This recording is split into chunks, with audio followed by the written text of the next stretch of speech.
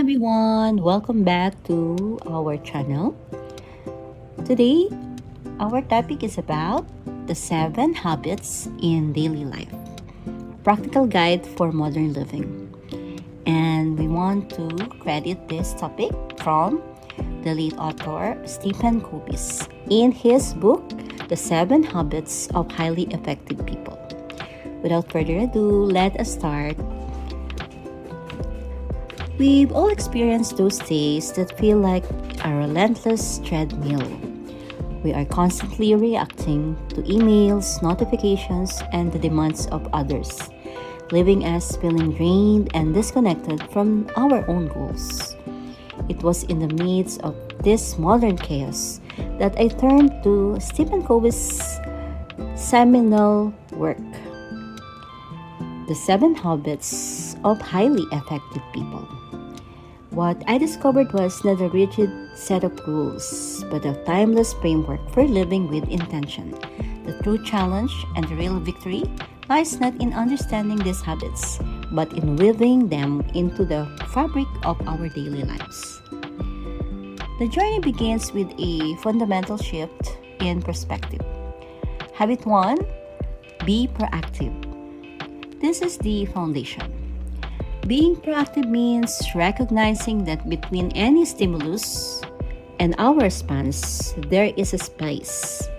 And in that space lies our freedom to choose. Practical application is profoundly simple. Change your language. Replace I have to with I choose to. Swap I can't for I will, or I will explore my options. When someone cuts you off in traffic, instead of letting anger consume you, a reactive state, you proactively choose to take a deep breath and move on, conserving your emotional energy for what truly matters.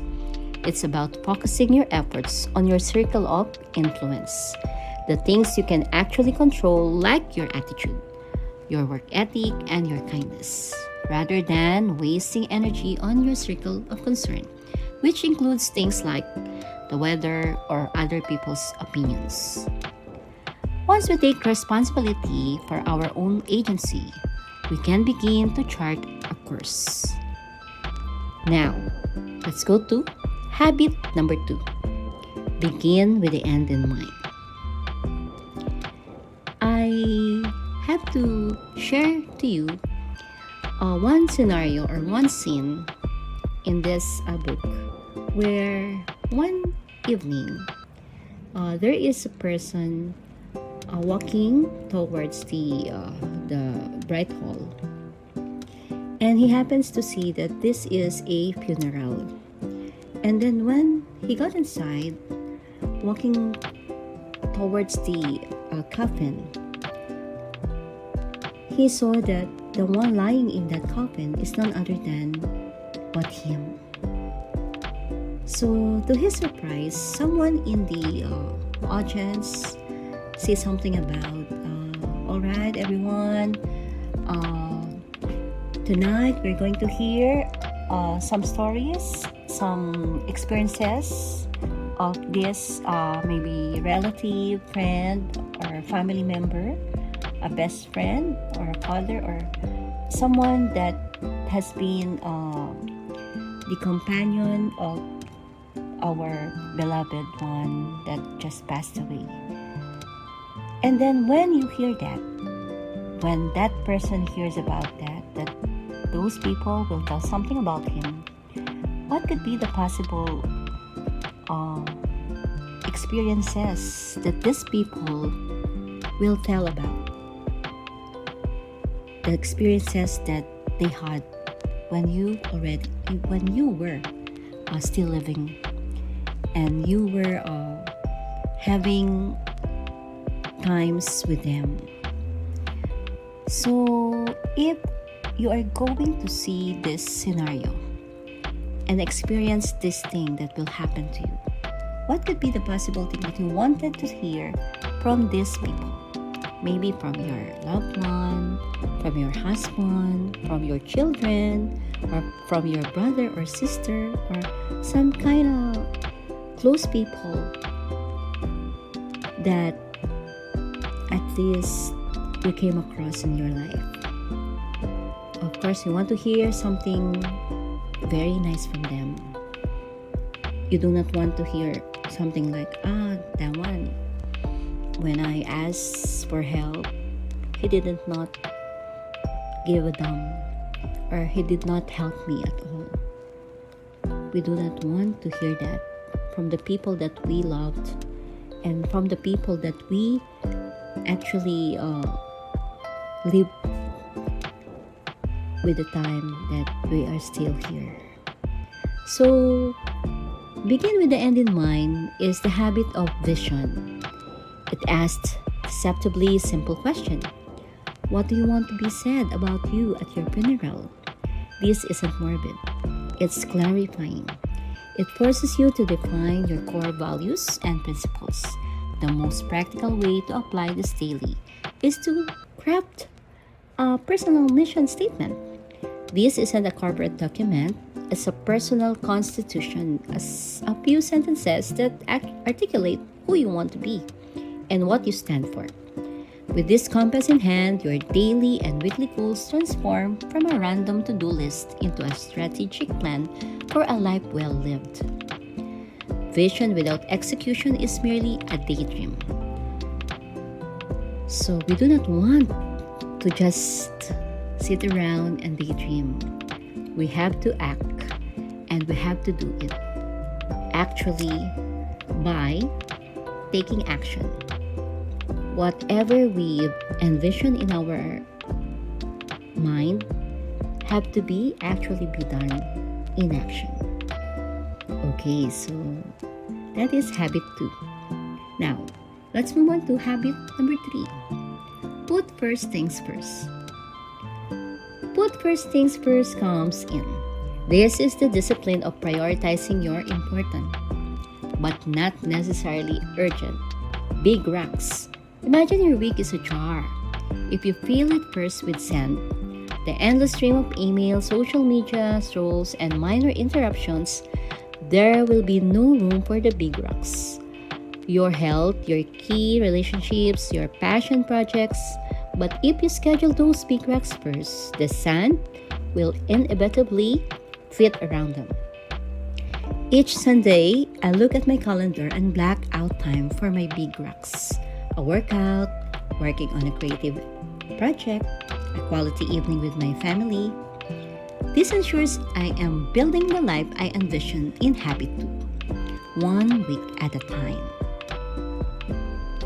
The first 3 habits are about personal victory, achieving private mastery, while the next 3 pivot to public victory, succeeding with it and through others, or succeeding with and through others. Let's move on to habit 4. Think win-win. Think win-win is the framework for healthy interactions. It's the conviction that effective long-term solutions are mutually beneficial. In daily practice, this means moving away from a scarcity mindset. For me to win, you must lose. That's a no-no thing. And embracing an abundance mindset. There is plenty for everyone. In a disagreement with a partner over weekend plans, instead of digging in your heels, you can say, I really want to understand what you'd enjoy, and I find a solution that we're both excited about. This collaborative spirit builds trust and strengthens relationships. To truly achieve win-win, we must master habit number 5. This is seek first to understand, then to be understood. This is the most crucial skills for communication. Most of us don't listen to understand. We listen to reply. We are busy formulating our own response while the other person is still talking. The practice here is empathetic listening. When a friend is sharing a problem, resist the urge to immediately offer advice. Instead, Put away your phone, make eye contact, and try to see world from their perspective. Paraphrase what they've said. It sounds like you felt really overlooked in that meeting. When people feel genuinely understood, defenses come down and real communication can begin.